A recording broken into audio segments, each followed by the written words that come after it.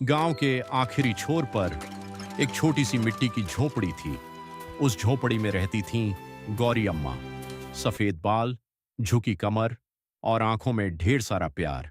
उनके साथ रहता था उनका 10 साल का पोता छोटू।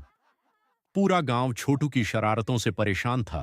कभी किसी की बकरी खोल देता तो कभी तालाब में बच्चों के कपड़े छुपा देता।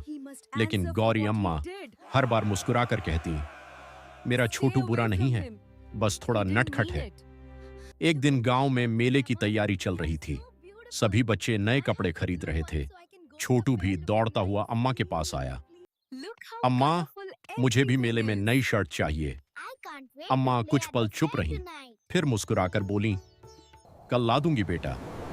लेकिन सच ये था कि घर में खाने तक के पैसे नहीं थे। रात को जब छोटू सो गया तो अम्मा ने अपना पुराना चांदी का पायल निकाला, वही पायल जो उनके पति ने शादी में पहनाया था।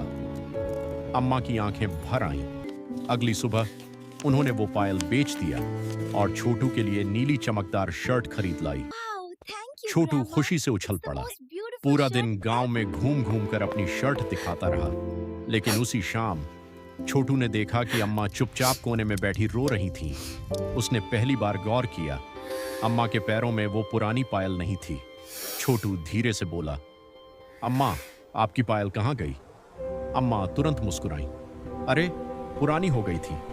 लेकिन छोटू समझ गया। उस रात पहली बार छोटू शरारत नहीं कर रहा था। वो चुपचाप छत पर बैठा आसमान देख रहा था। अगली सुबह पूरा गांव हैरान था। छोटू खेतों में मजदूरों के साथ काम कर रहा था।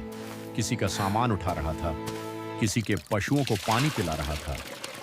गांव वाले हंसने लगे, अरे ये शैतान आज सीधा कैसे हो गया?